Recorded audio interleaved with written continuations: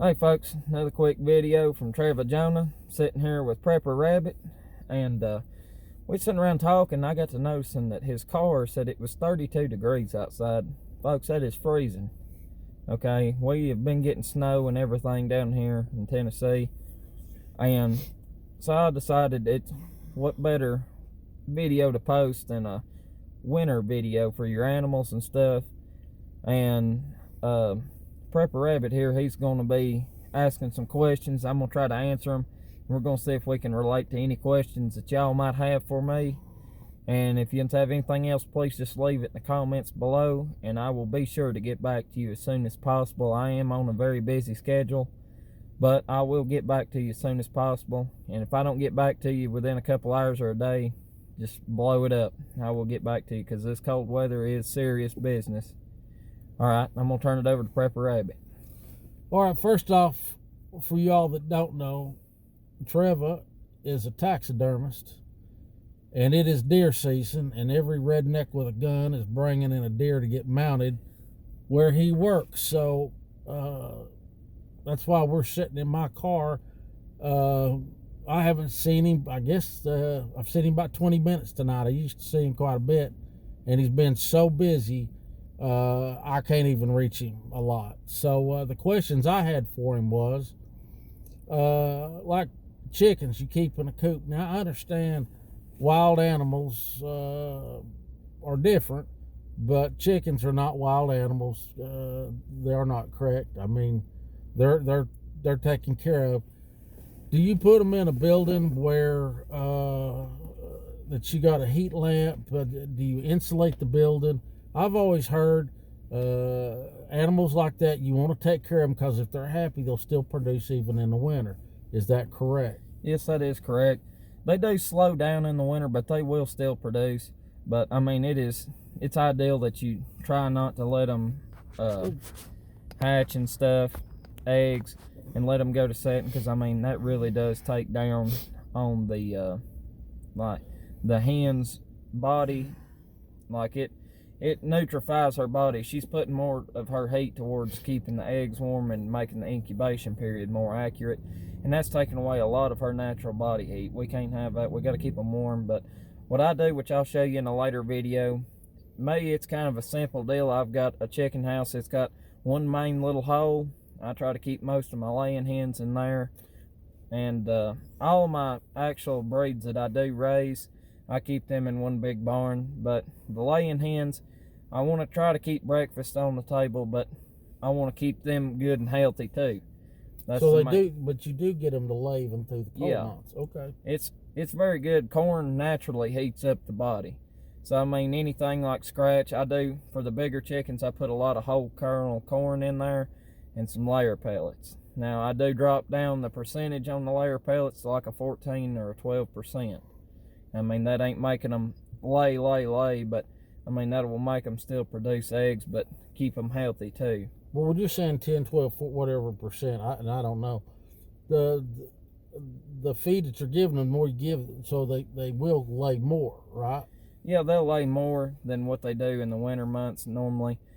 I mean, they'll keep laying, but I mean, it won't be as fast as normal, but yes, they will keep laying. Well, now my other question was, and I don't have yet, and we've talked about it, about getting some goats. Now, are goats, do you want to keep them inside and keep them warm in the winter? Because up here on the plateau where we are, the wind is horrible, and the temperature will drop, you know.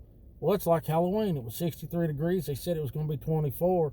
I thought that was a joke, and then by 9:30 it's 24. So do you want to keep your animals indoors in a, I understand you know it's not going to be heating in there, but keep them somewhere warm, you know, above freezing or above 50 or whatever. Is that something you do, or are they just tough and you just don't have to worry about them? See, we raise a breed of goats. They're called La Manchas. They're earless goat. They're the first American breed goat originated in America. Well, goats, they're naturally a warm-blooded animal. So I mean, they ain't a whole lot of need for them. Like, there ain't a whole lot of Pacifics in the winter. Just try to keep good shelter for them, keep the wind off of them. What I do is I put like a real thick, like tarp canvas over the door so they can go in there. They can go in and out anytime they want, and they still, have a blockage for the wind inside the barn. And what I've got, I keep all my stall doors open. That way they can go in there and get around wherever they want to, and they'll all bundle up. And I keep straw and hay on the ground, so the ground temperature, it's naturally cold. They have something in between there like a blanket. So it's the same way with us, like a blanket over us. Our body temperatures is what heats up the blankets that keeps us warm. That's the same thing with the goats.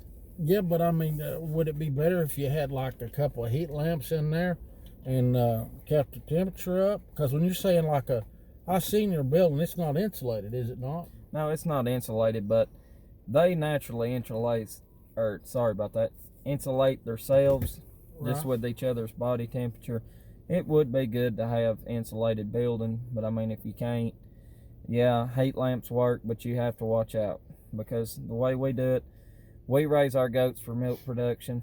We drink our own milk and stuff like that, but see, what we do, we usually turn on the lamps and stuff during the winter. That way, so if they have a baby or something that we wasn't expecting, we're going to have adequate heat, a safe pregnancy, and a very healthy growth. Well, we covered chickens, and we were talking about, and Lord, people, I hate them. I don't even like to hear them talk, is them guineas. You have to keep them heated? My guineas stay in the trees. I ain't gonna kid you at all. I've tried getting them to stay inside the building with the rest of the chickens and stuff. But guineas, I guess that knot on their head makes them dumb or something. But they just naturally want to sleep in trees. Mine, although they are a little bit smarter than the average guinea, they usually through the summer they sleep in like an oak tree there behind my property. They sleep in that, but now they moved up to a pine tree, so they naturally upgraded themselves. They're a very hardy animal. A guinea is truly a tough animal. But a guinea, they originated in Africa, but they really do good. Just running around. Mine, they will not sleep in a building. So, as soon as I let them out, I don't care if I've had them pinned up for a year, they're going back to the trees. They don't sound real smart to me. They're not, but in a way they kind of are, but... Well, now, so we didn't write this down. We're not running off of a script, so I kind of had to keep. We talked about chickens, we talked about guineas, we talked about goats. What about my favorite subject? What about the rabbits?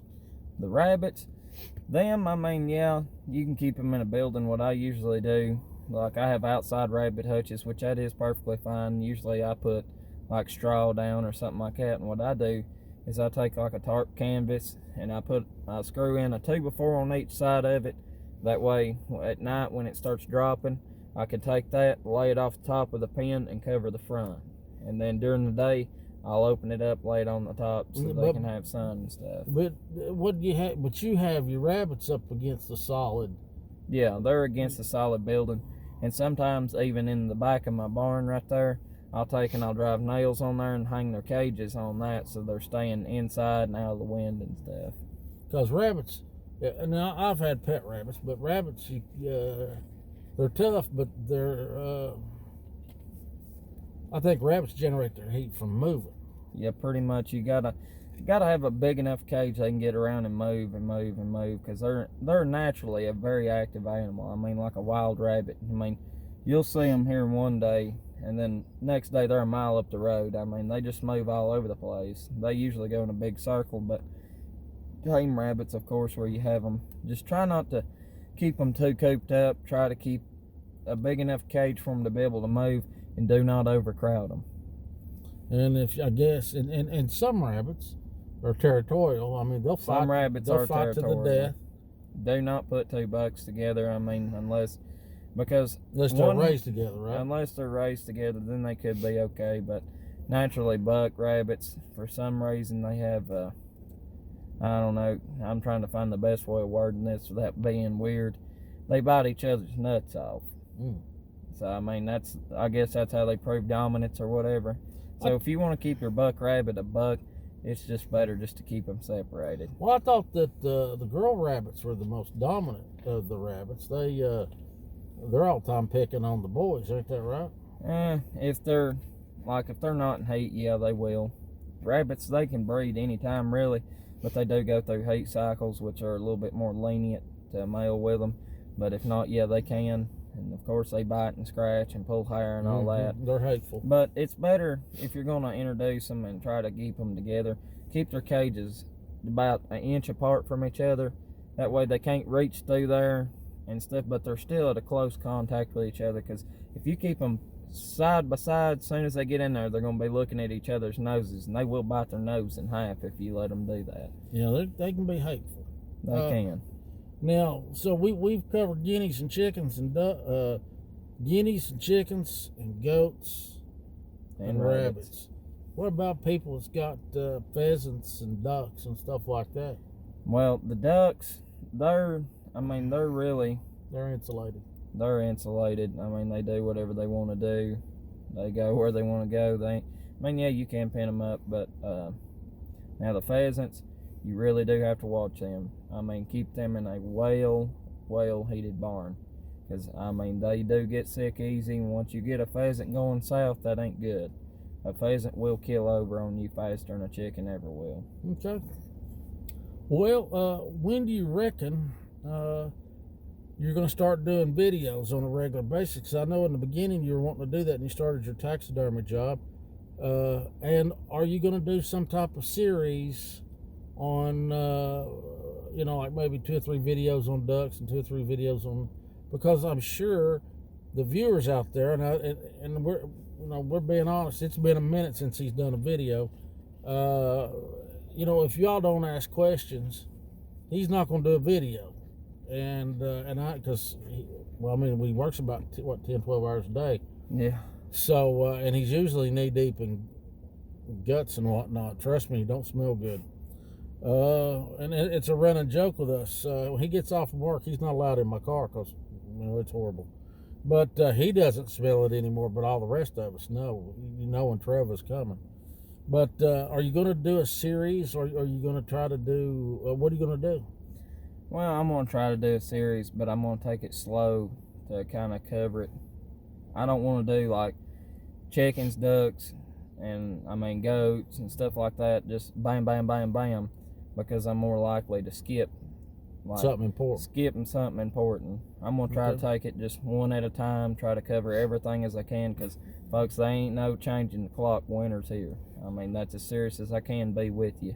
Well, now I'm going to tell you something. Of course, a lot of, I'm sure some of you that subscribe to him subscribe to me and knows I do more of a regular schedule. There are times when I don't do videos.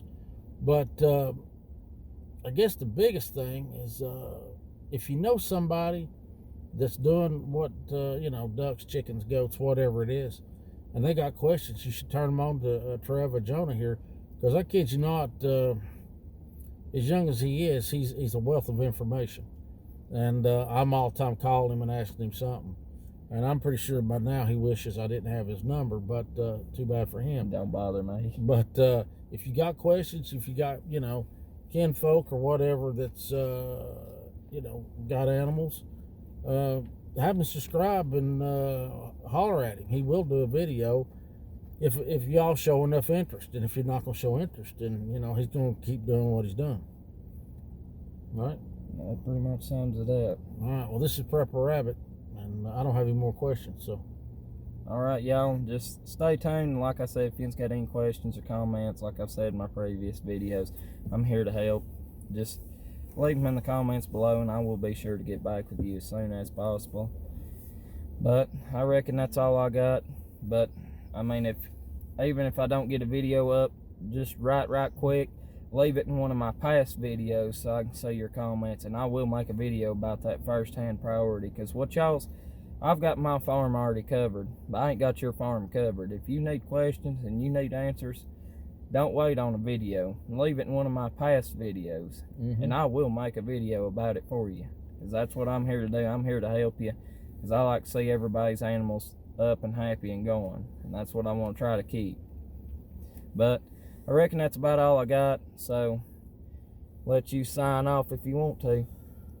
All right, folks.